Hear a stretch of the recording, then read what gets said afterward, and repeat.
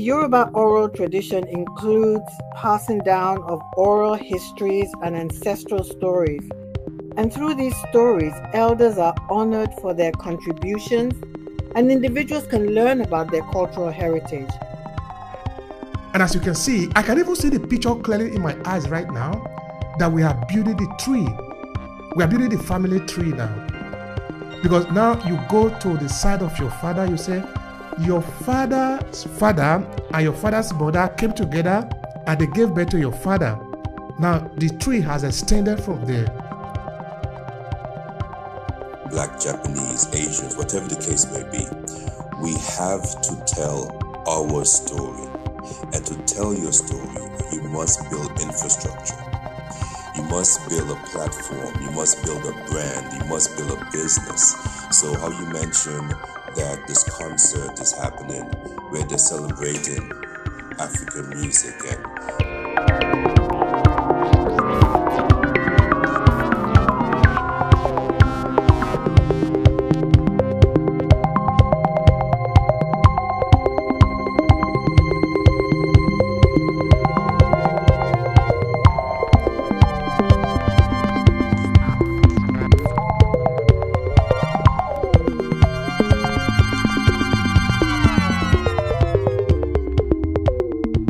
Hello and thank you for checking out this video. I'm Obehi Ewanfoh, the host of the African Diaspora Storytelling Series. Every 2 weeks we meet up on LinkedIn to talk about different ways we can leverage the power of storytelling as people of African descent. Now this is it. We are uniting the millions of Africans in the diaspora through the power of our story. It does sound like what you are interested in. Make sure to subscribe to this channel and share this video with your friends who might need it.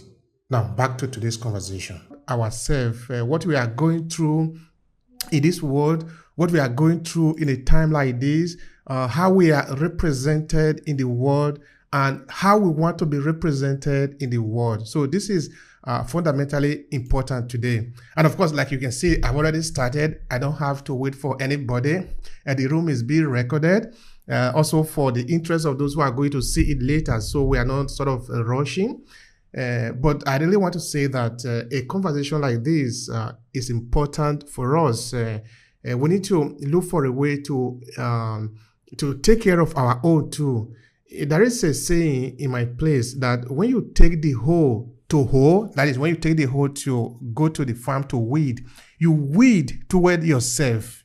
You know, because that is how you even you can't say you love people if you don't love yourself. You can't say you celebrate other people and you don't know how to celebrate yourself. You can't say you are doing good to other people and you don't even know how to do good with for yourself. So we need to start with ourselves. We need to start with honoring ourselves. We need to start by being intentional in respecting ourselves and making sure that others respect us too. Because others now we do to us what we do to ourselves. That we cannot simply like accuse other people that they are not honoring our name when we are not honoring our names, or maybe respecting our ancestors.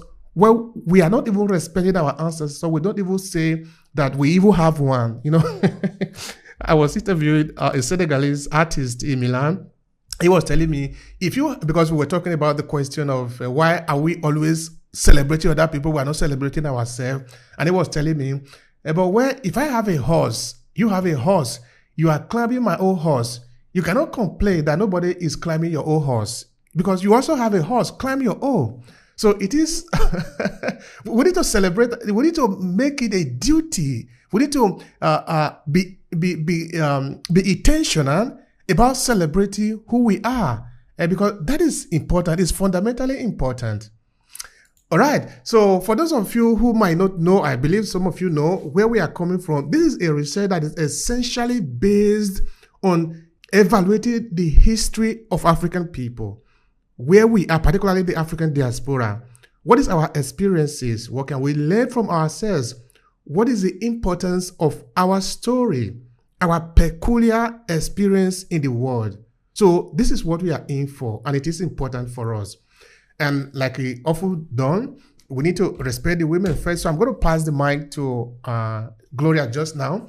I would like you to tell the people who you are And of course, what is your first take on today's conversation, honoring ourselves as African diaspora? Please go ahead. Thank you, brother, and greetings to everybody. Alafia. My name is Gloria Tinu I like the Gumbadi. Alafia part. That is very important. It's a holistic greeting in the Yoruba language. And my name is Gloria Tinu Gumbadejo. I'm an ordained minister, psychotherapist, writer, and an ancestral healing coach. I support African women ministers who like to add spirituality to their ministry in particular, and other people, other Africans in the diaspora, generally to make a cultural reconnection, spiritual reconnection, emotional, psychological, and intergenerational healing, strengthening their identity, bringing harmony and balance to their lives through ancestral healing, reclaiming our traditions, looking back to our elders and our customs to gain wisdom, direction, instruction, protection in these challenging times. So that's a little bit about me. Honoring ourselves through storytelling. Well, my first take on this is honoring oneself through storytelling is a powerful way to connect with one's cultural roots, preserve traditions, and foster a sense of identity. For Africans in the diaspora, storytelling can be a means of reclaiming and celebrating their heritage, for sure. And sharing family stories, folk tales, and historical narratives through the spoken word and passing knowledge from one generation to another is so important in the times that we're living now. You can document your own experiences and those of your family members. You can write down personal stories, anecdotes, and reflections that capture the essence of your journey as an African in the diaspora. You'll be amazed at the incredibly inspiring stories we have to tell that, by their very nature, honor us. And these can include stories of resilience, identity, cultural connection. It wasn't until my two amazing daughters, who I call my angels, asked me to tell them about my different stages in my life and my journey that I could actually see the love and admiration in their eyes, and the honor that they felt from the stories I was telling. I mean, they've always been my greatest teachers anyway. I'm from the Yoruba culture, and the Yoruba people have a rich oral tradition that places a strong emphasis on the importance of honoring elders and maintaining a sense of cultural identity. I can only talk about the Yoruba culture because that's where I'm from, and since I've been learning more and more about the culture, I am just full of love and gratitude for what lies within that culture.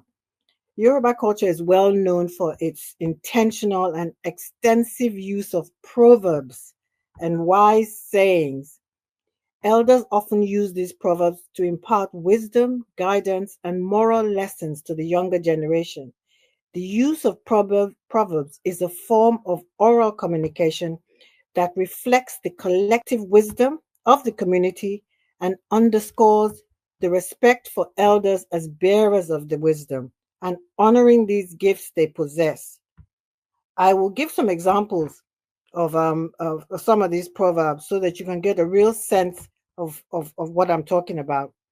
For instance, it is said, "What an elderly person can see when seated, a young person can never see, even after climbing a tree 3 times higher than itself."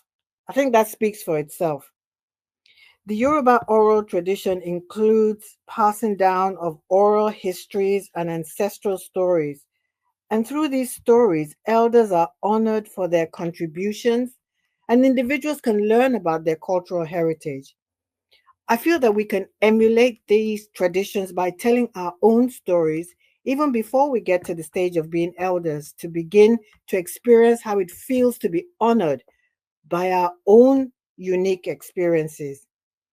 Again, the Yoruba language and communication are marked by respect for elders through the use of specific titles, honorifics, and gestures. There are formal ways of addressing elders and expressing deference in daily interaction, which is a really beautiful thing, as the elders are honored